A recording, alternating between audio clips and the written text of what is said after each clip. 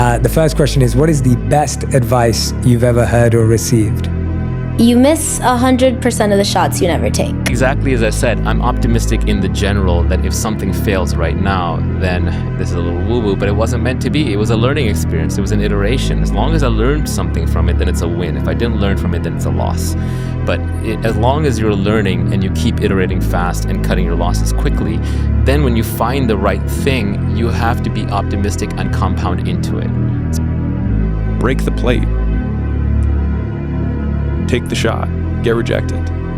Because when you do that, then again, the worst case is you have a broken plate, but you didn't like that plate to begin with. I don't quit. I may not make it the first time, but I'll come back. I gotta call an audible. I gotta fucking get my head back in the game. I gotta figure this shit out. It doesn't mean you leave. It means you study it more. The worst feeling of all is to see that you wasted your potential, that you had dreams and you never even tried them, and then you're in your 50s or 60s, you're facing death. Why was I alive? I didn't do it. I could have done this, that, or that. I never even tried. And it just underlines the biggest lesson that I've learned in my life, which is that volume negates luck, is that you can try to be lucky and pick the one perfect thing and try and make it, but if you don't want to try and be lucky, you can just do so much fucking work that you will brute force your way to figuring it out. And whenever I fail at something, people always say, man, how do you handle failure, man? I fail a lot, dude. I fail all the fucking time. They go, how do you handle it? I look at failure as your first, second, third, fourth, fifth attempt. I look at them as attempts. I don't look at anything as failure. Because when you're going to try to do something, not trying is failure. But when you're able to go out there, there is no failure. It's attempts. Because when you're trying to do something that's bigger than you, whatever you are. That's why losing in life is so important. Whether it's getting dumped, getting fired, losing a game, loss. Those feelings where things didn't work out your way, that's important because it lets you know this is the bad feeling that comes when it goes wrong, and you improve, and then it makes the good feelings of victory all the better. We can't control the world. We can have a strong influence, but we can't control anything. And shit is going to happen to you, and how you react to that is life. What is the starting point? One step at a time. Whether it's 10,000 steps or doing even a 20-minute workout, that's all people need to do to change. Because you'll start seeing results regardless of what position you're in right now. If you can just keep increasing incrementally what you're doing in terms of fitness or your business or however like your sleep, whatever it is that you feel is not right, you'll see the change over time. It comes, and it takes a long time. It just takes work, shitloads and shitloads of work. Every time I try and dress it up or cut a corner, I get brutally reminded the work just needs doing. The work doesn't care who you are, it just cares that it gets done. If people are succeeding, even slightly, in a job that they hate, think about how good you could be if it was something that you really, really cared about. Right. Think about how amazing you could be if you pursued something that you genuinely had existential simpatico with. Right. As opposed to something that you detest. Yeah. Or are just not that fussed about. If you're in the chasm of comfortable complacency, just how good could you be if this was something that you loved? Yeah. Holy fuck. You have that potential. It's just you're not putting the effort in. You are lazy. You want to fit into the group. You want to conform because it's easy. But your oddness, what makes you weird, what makes you different, this is who you are. And if you lose that, not only are you not going to be successful in life, you will also lose yourself, and you will be miserable, you'll be unhappy, you'll be alienated from who you are.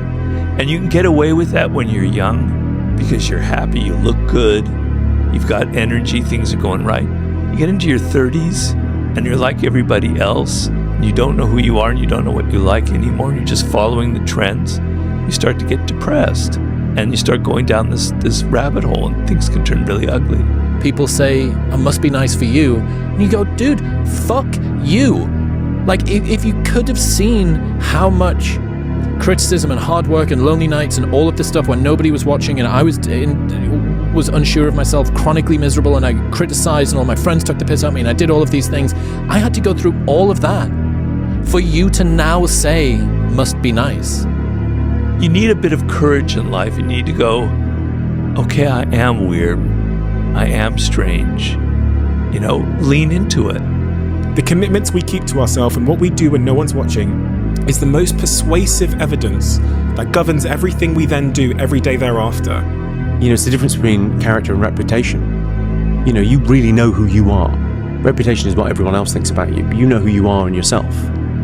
Okay, maybe stop breaking promises to yourself. When you say, I'm going to wake up tomorrow at 7 a.m., and when the option comes to hit the snooze button, don't do it. There's one win that you've got for the day. That's action, right?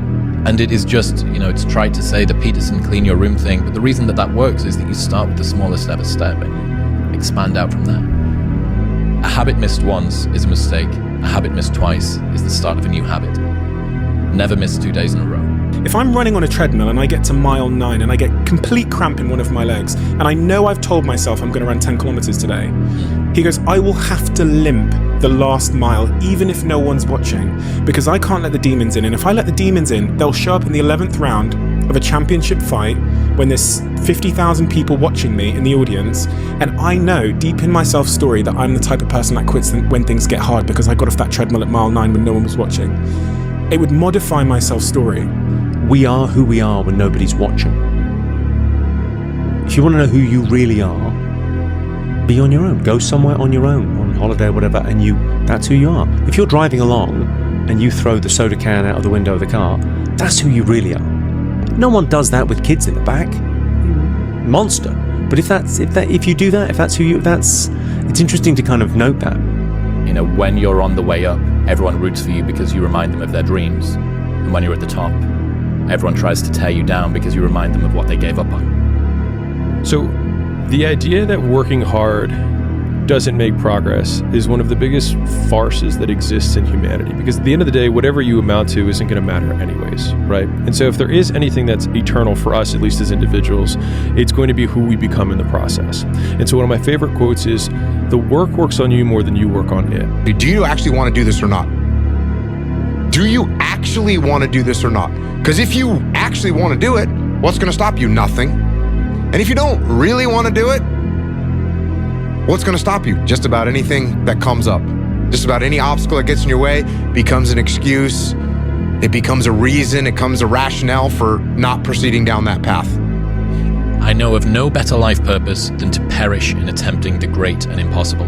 The fact that something seems impossible shouldn't be a reason to not pursue it.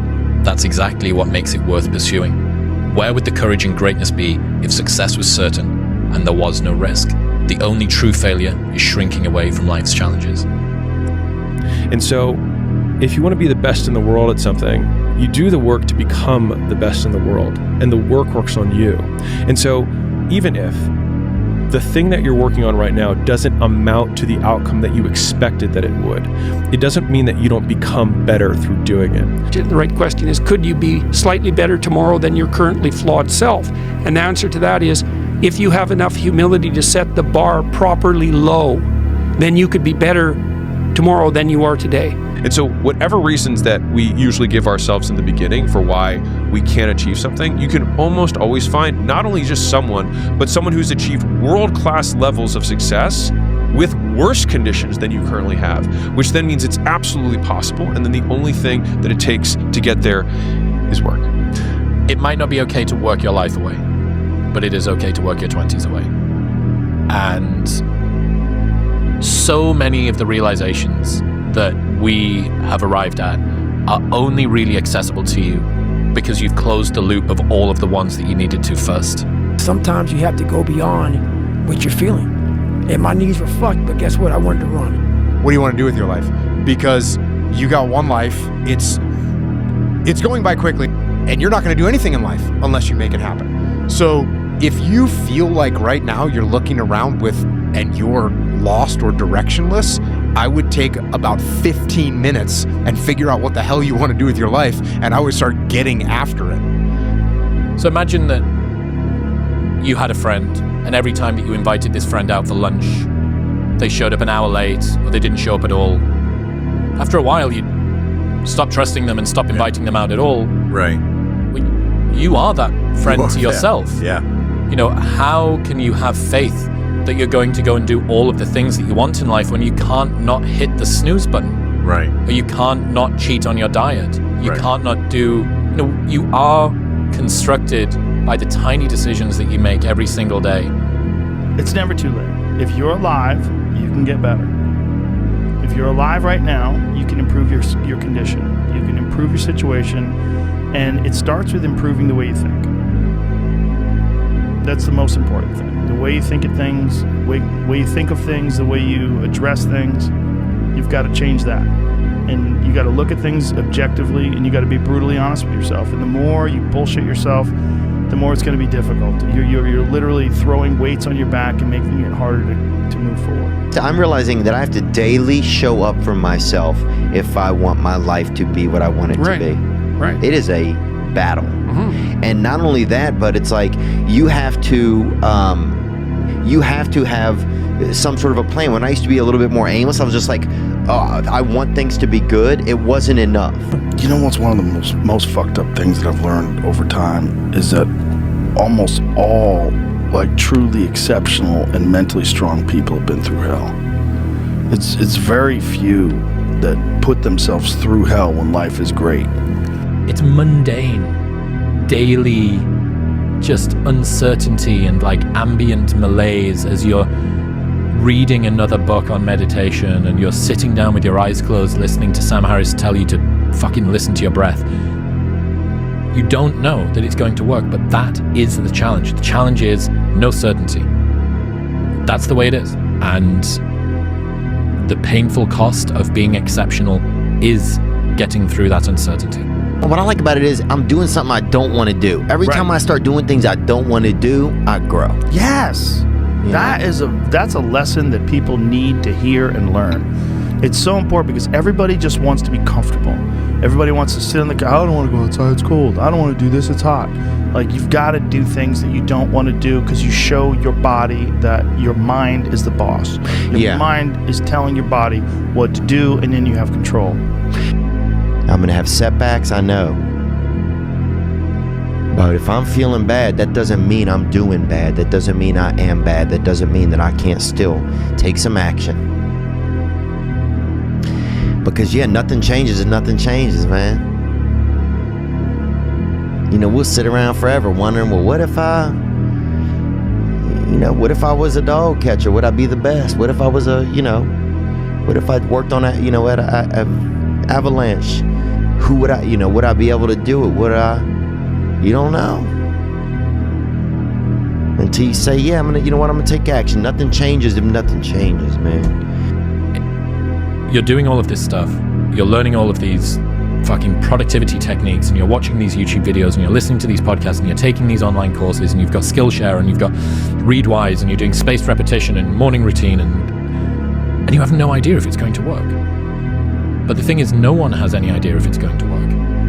That is a painful cost of trying to do things with no promise that they're going to succeed. If you knew that it was going to work, there would be no risk in doing it because it would be certain. But if you don't have a little flame, just barely, you're done. I can't light it for you.